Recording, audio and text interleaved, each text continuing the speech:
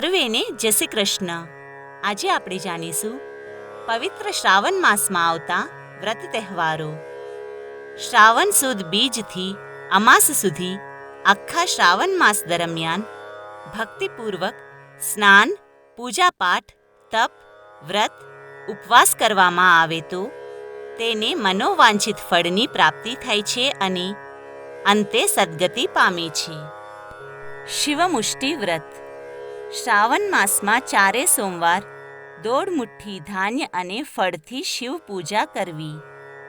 પહેલા સોમવારે ચોખા અને નાળિયેરથી, બીજા સોમવારે ઘઉં અને બીજોરાથી, ત્રીજા સોમવારે તલ અને કેળાથી, ચોથા સોમવારે મગ અને કાકડીથી પૂજા કરવી. સાથે ફૂલ, ધૂપ, દીપક વગેરેથી પણ પૂજન કરવું. એકવાર જમીને આખો દિવસ શિવજીનું ધ્યાન ધરવું. આ વ્રત 5 વર્ષ કરવું. 5 વર્ષે બ્રાહ્મણોને જમાડી યથાશક્તિ દાન આપી વ્રતનું ઉજવણું કરવું. મંગળા ગૌરી વ્રત. શ્રાવણ માસના પ્રથમ મંગળવારથી 4 મંગળવાર સુધી આ વ્રત કરવાનું હોય છે. આ વ્રત સ્ત્રીઓ કરે છે. તે દિવસે ઉપવાસ કરે છે અને માતા પાર્વતીનું પૂજન અર્ચન કરે છે. જીવંતિકા વ્રત. આ વ્રત શ્રાવણ માસના શુક્રવારના દિવસે કરવાનું હોય છે. આ વ્રત સ્ત્રીઓ કરે છે અને તે દિવસે પીળા વસ્ત્રો પહેરતી નથી. આ દિવસે ઉપવાસ રહીને મા જીવંતિકાનું પૂજન કરે છે. આ વ્રત કરવાથી મા જીવંતિકા વ્રત કરનારના બાળકોનું રક્ષણ કરે છે. દુર્ગા વ્રત. શ્રાવણ સુદ આઠમના દિવસે દુર્ગા દેવીનું વ્રત કરવામાં આવે છે. વ્રત કરનારે સવારે વહેલા ઉઠી નાઈ ધોઈને પૂજા કરવી. ખીરનું નૈવેદ્ય ધરાવી એકટાણું કરવું. આ રીતે આખો દિવસ મા દુર્ગાનું ધ્યાન ધરવું અને રાતે જાગરણ કરી માની સ્તુતિ, ભજન અને ગરબા ગાવા. વરદલક્ષ્મી વ્રત. શ્રાવણ માસના દર શુક્રવારે વરદલક્ષ્મી વ્રત કરવું.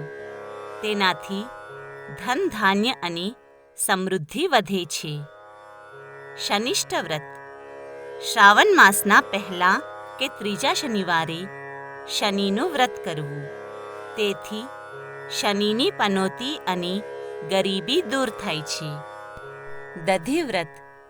શ્રાવણ સુદ 11ના દિવસે ફક્ત દહીં ખાઈને ભગવાન શ્રી કૃષ્ણની પૂજા કરવામાં આવે છે. આથી પંચયજ્ઞનું ફળ મળે છે. દરિયાદેવનું વ્રત. વહાણ હકારતા ખલાસીઓ, માછીમારો શ્રાવણ સુદ 11ના દિવસે દરિયાદેવની ખૂબ જ શ્રદ્ધાપૂર્વક પૂજા કરે છે. આથી દરિયાદેવની તેમના પર કૃપા ઉતરે છે. એકાદશી. શ્રાવણ સુદ 11ના દિવસે પુત્રદા એકાદશી અને શ્રાવણ વદ 11ના દિવસે અજા એકાદશી આવે છે. આ બંને એકાદશીના દિવસે ઉપવાસ કરીને ભગવાન શ્રી હરિનું પૂજન અર્ચન કરવું. બળેવ. શ્રાવણ સુદ પૂનમના રોજ બળેવ આવે છે. આ દિવસે બહેન પોતાના ભાઈને રાખડી બાંધે છે અને તેનું કલ્યાણ ઈચ્છે છે. તેના બદલામાં ભાઈ તેને યથાશક્તિ ભેટ આપે છે. આ દિવસે બ્રાહ્મણો જનોઈ બદલે છે અને પોતાના યજમાનોને રાખડી બાંધી તેમનું દીર્ઘાયુ ઈચ્છે છે. આ દિવસ રક્ષાબંધન તરીકે પણ ઓળખાય છે. શ્રવણ પૂજન. શ્રાવણ સુદ પૂનમના દિવસે દશરથ રાજાના હાથે પિતૃભક્ત શ્રવણ હણાયો હતો. આથી આ દિવસે બહેનો શ્રવણની પૂજા કરે છે. ચોખા કાજરી વ્રત. આ વ્રત શ્રાવણ વદ ત્રીજના દિવસે કરવામાં આવે છે. મોટા ભાગે કુંવારિકાઓ આ વ્રત કરે છે. આ દિવસે નકોરડો ઉપવાસ કરે છે અને ભગવાન શંકર પાર્વતીની પૂજા કરે છે. બોળચોથ. શ્રાવણ વદ ચોથના દિવસે આ વ્રત આવે છે. આ દિવસે કંકુ, ચોખા તથા ફૂલના હારથી ગાય વાછરડાનું પૂજન કરવું તથા એકતાનું કરવું. તેમાં ઘઉંની કે છડેલી કોઈ પણ વસ્તુ લેવી નહીં. સંકટહર ચોથ. આ વ્રત શ્રાવણ વદ ચોથના દિવસે આવે છે. આ દિવસે ઉપવાસ કરવો અને ભગવાન શ્રી ગણેશનું પૂજન કરવું. નાગપંચમી. શ્રાવણ વદ પાંચમના દિવસે આ વ્રત કરવામાં આવે છે.